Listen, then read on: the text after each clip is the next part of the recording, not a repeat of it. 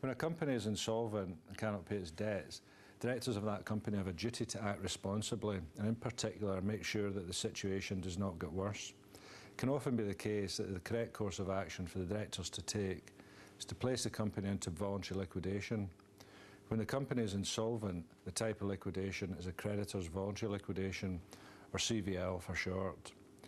The procedure is straightforward to implement. I describe it as a 3-meeting process to place a company into liquidation.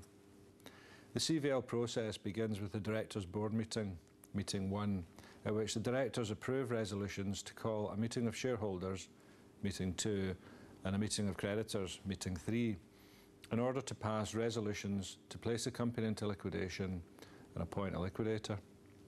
This is a highly technical process governed by the Insolvency Act 1986, and the directors will need to instruct a licensed insolvency practitioner, like myself, to assist with the necessary paperwork for the board meeting and convening the subsequent meetings of shareholders and creditors.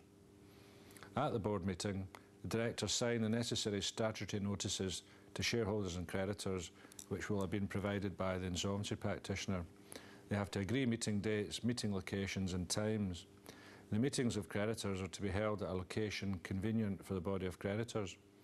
Directors must then provide the insolvency practitioner with the names and addresses of shareholders and creditors.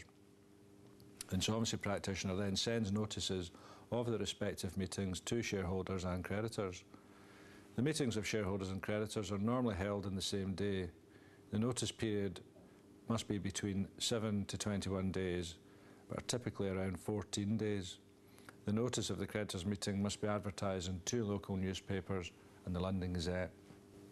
Normally, the company will cease to trade at the date of the Directors' Board meeting, Meeting 1, although it is not technically in liquidation until the shareholders' meeting, Meeting 2, where shareholders pass the winding up resolution.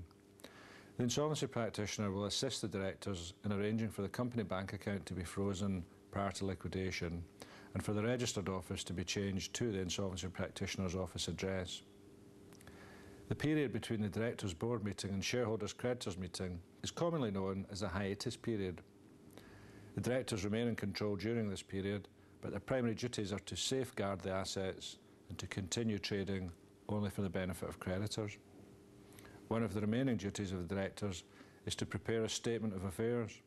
This document will normally be prepared by the insolvency practitioner as effectively a balance sheet as at the date of the liquidation, which is the date of the shareholders' meeting, Meeting 2, which will show the estimated value of the assets and the extent of the liabilities. A director must swear an affidavit confirming that the statement of affairs is true. This is normally arranged by the insolvency practitioner prior to the shareholders and creditors' meetings. This sworn statement of affairs is then filed at Companies House by the insolvency practitioner following his appointment as liquidator.